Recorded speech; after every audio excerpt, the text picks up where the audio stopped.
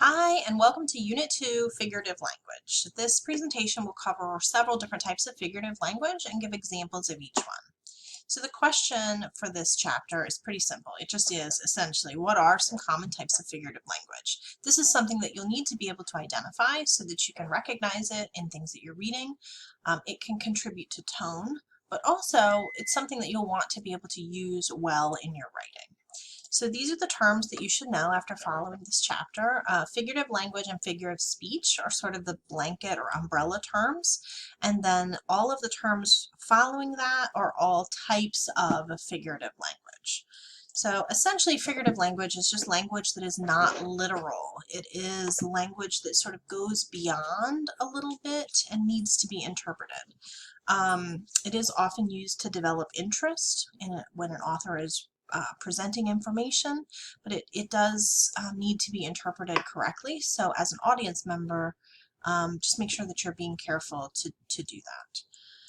Figure of speech is a term that is often used interchangeably with figurative language. It essentially just means any phrase or expression that has another meaning, something that is not literal. Literal is the actual honest to goodness meaning. So for example, if we said it's raining cats and dogs, the literal meaning of that would be that cats and dogs were falling literally from the clouds and landing on the ground. So when we usually hear someone say it's raining cats and dogs, we are not taking that at a literal level. We are taking it on a figurative level. We think that they are they're making a comparison, right, between two things, and they're using figurative language or a figure of speech. So let's get into some of the different types. These are alphabetical, and so you should be able to know and recognize the different types of figurative language when you encounter them. An allegory is essentially a story or maybe an image that has a hidden meaning behind it. If we look at some common classics, you'll see like George Orwell's Animal Farm, if you've ever read that story. It is literally about farm animals, but it is figuratively about communism. So it is an allegory. It is a story that has a hidden meaning or that is referencing something beyond the literal. A euphemism is we've probably all used euphemisms before. A euphemism is essentially just an expression that we use to soften or to make something a little bit more polite or palatable. So instead of saying that she died, we would say she passed away. Everyone knows what we're talking about. It's not deceptive in any way, but it just makes things a little bit more polite or a little bit softer or easier to easier in conversation to get across. I don't know how to say that. I'm sorry, I'm stumbling here. Saying we're going to have to let you go instead of saying you're fired, or that dinner is a little overcooked instead of saying it's burnt. Those are all euphemisms. Hyperbole, I apologize for that. Hyperbole is overstatement. It's an exaggeration. It's essentially, again, it's too exaggerated to be taken literally. So saying something took you forever to do is obviously an exaggeration. It did not actually take forever. The most common one that you're probably familiar with is this, I'm so hungry I could eat a horse. Although I don't know if people really say that anymore.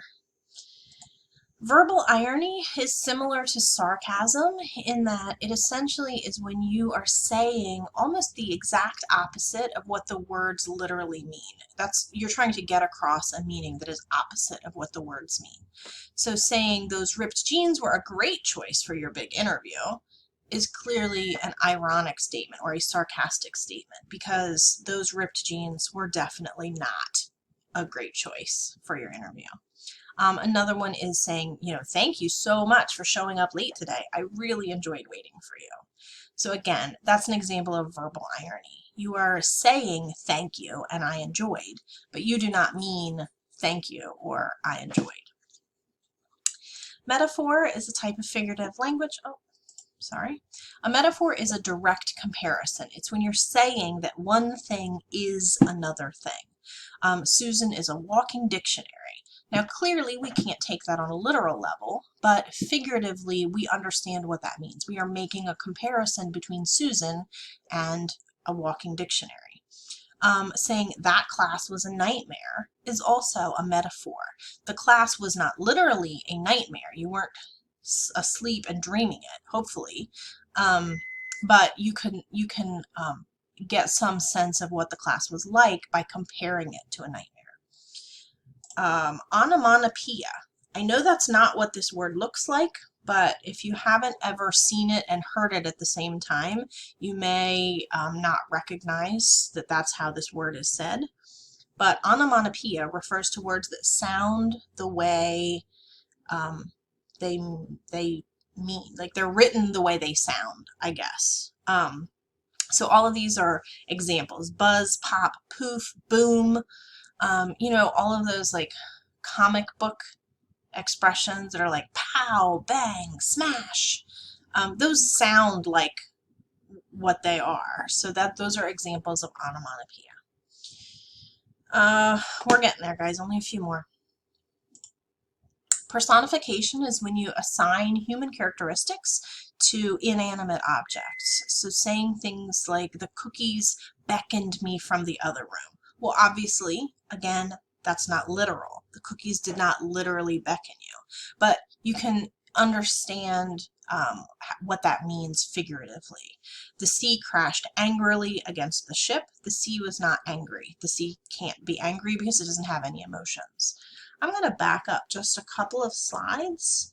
Susan is a walking dictionary. Even this is an example of a metaphor, but also an example of personification, because dictionaries don't walk, right? So this is an example of two. So let's skip ahead to a pun. A pun is a play on words. It exploits the different meanings of words or the possibilities in order to make something usually funny.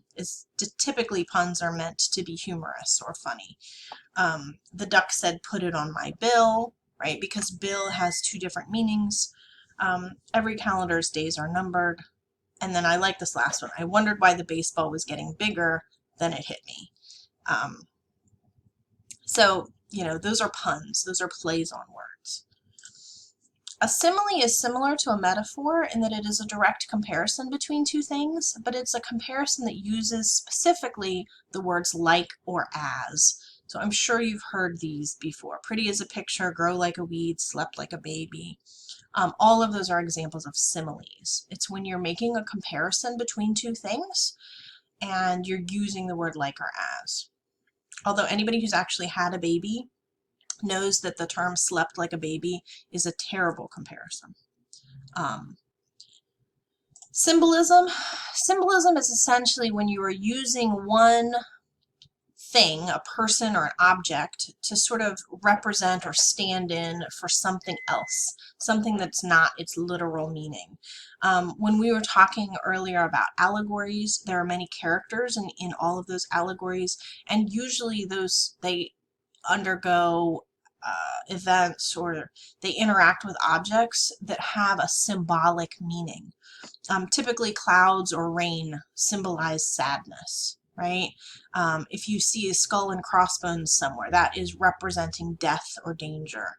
And we know that a wedding ring symbolizes love and commitment. So those are some examples of common symbols, but if you're reading like a classic or fiction or an allegory, symbolism is everywhere. Almost everything has like a meaning other than its literal meaning.